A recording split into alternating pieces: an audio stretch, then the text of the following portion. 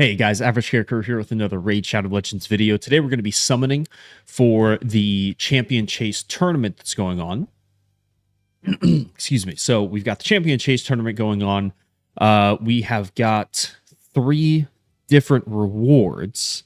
And this is a pretty expensive one, if I'm being totally honest with you. 6,300 to get the 150 points, 4050 to get the 100, 2050 to get the 50. Now, I am going to be able to skip a couple of events because I went down the whole tree in the what was it, the Mavara tree, whatever you call those, sorry.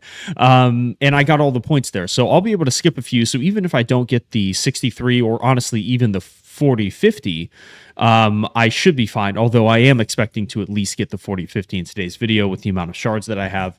And it's fine if I don't get the 6,300 because I have enough energy and things like that to finish the other events. So, and I haven't skipped any so far, so we can skip a total of 250 points, if I remember correctly. That's usually what they do. You need 1,500, yeah, 1,750. So I can skip a few anyway. So I can definitely go without this last one. Now, this is a 2x event with a targeted boost. So we've got a 2x chance of getting epic and legendary champions out of our ancient shards. And you can see here that gives us a whopping 1% chance of a legendary. 16% on epics, though. Definitely looking for a lot of epics here for the 250 points. And we have a 10x chance to get Glorious Pallas. Now, I got extremely lucky and I already pulled a Glorious Pallas. Back when she was introduced, I summoned during an event then, and I got really lucky and I pulled her, and she has been absolutely fantastic. She has a heal on the A1 by 10% of her max HP, which is great with an ally attack with a random Argonite champion. She's got a full cleanse, block debuffs, and fervor for 2 turns on a 3-turn cooldown when booked. Fervor is giving us damage mitigation and damage increase all in one, which is really great by 10%. And she's got an AoE revive with 50% HP and turn meter, a strengthen, and increase speed for 2 turns on a 4-turn cooldown, which is really good. But she's really busted because of the passive, in my opinion. Like, the fervor is really great, but what I've found is that first off, the turn meter fill of all allies by 15% at the end of this champion's turn is she's a turn meter machine. I mean, like during the long format battles, like with Hydra, with all the clan bosses, really, she gives you so many extra turns. It's absolute, not like extra turns, but like you're taking more turns because of this turn meter fill. It's absolutely busted. But then the shield, based on 20% of the allies' max HP every time they receive a debuff, is incredible for a couple different areas. I mean, basically all of the clan bosses are placing debuffs on you at some point, and so she's giving you a shield every time. And I showcased for her specifically when she went up against the poison spider in Agrith, the spider in Doom Tower. And anytime those minions were placing poisons on my team, she re-upped on the shield. So they couldn't get through the shield because she kept applying it over and over and over again. So it's really powerful. She's got resistant all battles by 50. She's got solid base stats as well. She's a good, really, really, really good support champion. I would personally, on my account, put her in S tier because of how good she is. I don't know if people would rate her S tier just in general, but for my account, she's very, very good. And I don't have her super high awakened. Like if I have her 3-star awakened, if I get her 5-star awakened with that resistance, man, it's gonna be bonkers. So I'm not really looking for Glorious Pallas. Of course, I won't be mad if I pull another Glorious Pallas. I can put her in the Faction Guardians. I can start building that out. But I'm primarily looking for I would really love, and obviously it's not a targeted, so I don't really have any kind of a chance here, right? But I would really love a Keberon. I pulled for this guy as well and didn't get him. And this guy seems busted, man. He's got drop defense. He's got a 50% chance of activating the skill whenever an enemy under an HP burn has the HP burn activated. So he's got like kind of almost instant attacks on the A1. He's got Death Brand. He's got Ignore, Unkillable, and Shields. He's got an instant activation if he kills an enemy of the A3, which places increased accuracy, and then HP burn, and then turn meter fill for each enemy. Like, this guy just seems busted. I would really love a Kebron. The Underflame. He's got attack in all battles by 28%. He seems busted.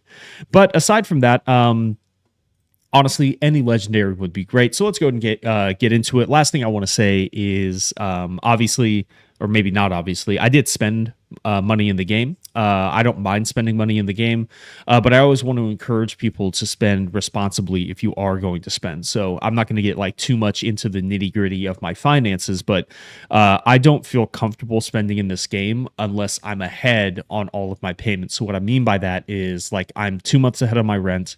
I'm 3 months ahead on my car payment. I've got an emergency fund, and I put about 15% of my paycheck into a 401k. Now, I do all of that, and I still save a little bit of money on the side. So, like, I've got a little vacation fund and things like that. I understand not everybody can do those things, and I'm sorry if you're struggling financially. I hope things get better for you.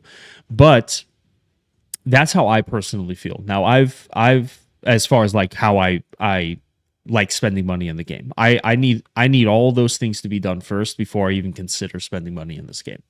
So that would be my recommendation. I've spent irresponsibly in video games before, and I've spent responsibly in video games before. And spending responsibly in video games, it's more rewarding, it's less punishing.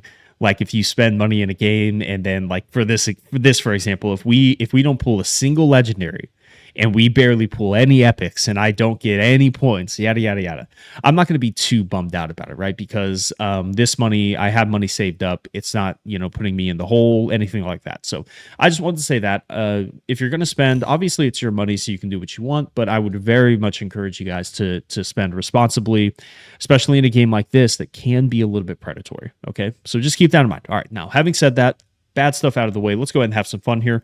We're going to do 4 individual pools, and then we'll go into the batches of 10. So we start off with a rare, back-to-back rares. I'm not really going to go over the rares kits that much unless I really like them. Same with epics, just to keep the video moving along. I will mention occasionally a rare that I enjoy or that I used before, and that Frozen Banshee is actually one of those. So she places, she's got turn meter fill based on how many debuffs are on the target, which is kind of interesting. It's not a huge turn meter fill, but she's got poison sensitivity on a 3-turn cooldown, and then she places poisons on the A1 if they're under poison sensitivity. So she used to be a really good clan boss champion. She looks cool too. She's like the Night Queen from Game of Thrones. Demon Lord, she's really good. Outside of that, obviously not very good much anywhere else. So, but I do like her for clan boss. Maybe not so much anymore. And we get an epic. It's Hotatsu. He's got a leech on the A1, drop attack on the A2, increased defense, and continuous heal on all allies on a 3-turn cooldown. And then he's got, he removes 1 crowd control debuff or a random debuff from this champion at the start of each turn on a 3-turn cooldown. So kind of a mini version of crowd control immunity, which is pretty cool. He's not bad. I'm not a huge fan of him. I haven't built him. I took him up to 50 and, used him in Faction Wars a little bit, but after that, I didn't use him that much. All right, on to the 10 pools here. Spikehead. Gnarlhorn's a good champion, and then we get a batch of 10 in a row. Not a great start. Not exactly what we want to see on a 2x event.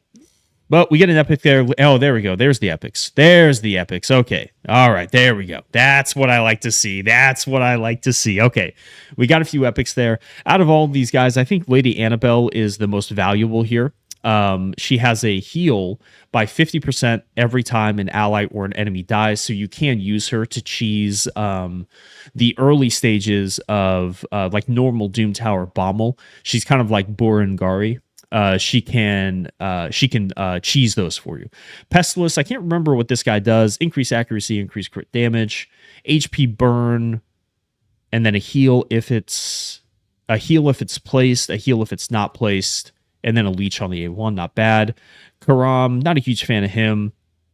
Delver, definitely not a full a fan of her. So, all right, but that is a big chunk of points right off the bat, which is really great. A couple more epics. That's even more points. Perfect. Love to see it.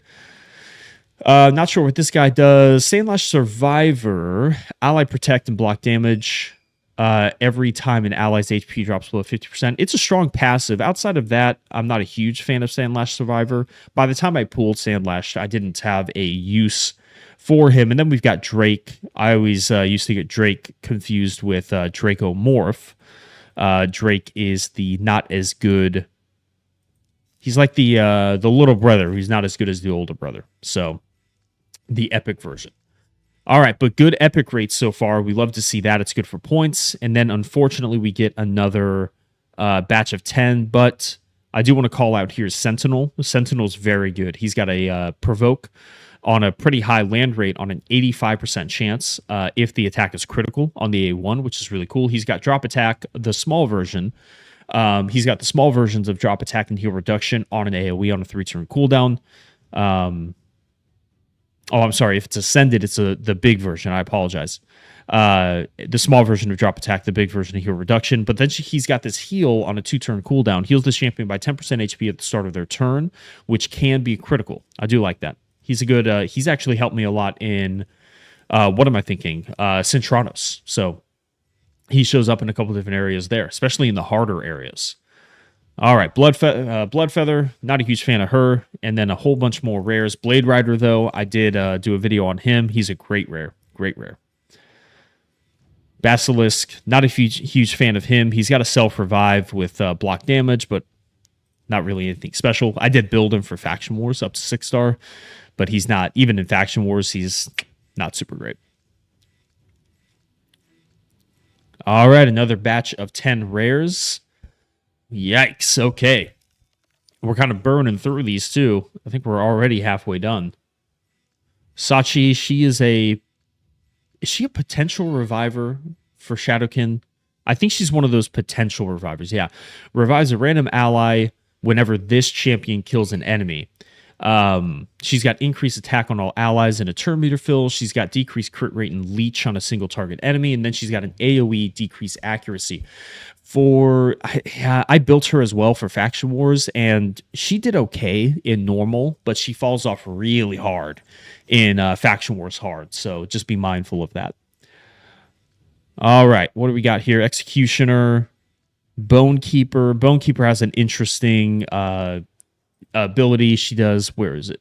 Yeah, it deals 50% extra crit damage on the A2. I do hear it hits pretty hard, but I haven't built her myself, so I'm not sure about that. Can't speak to that definitively. No legendaries, though. I thought for sure we'd get a legendary at some point. Instead, we get another batch of 10 here with the rares. We get Acolyte of the Slither, though. This guy's a fantastic rare. I made a video on him as well. I think he's better than Apothecary. I think he's the new and improved Apothecary. So if you have him, I would definitely recommend building him. Oh, no. Oh, no. Back-to-back 20 in a row on the rares. We only got 30 left, guys.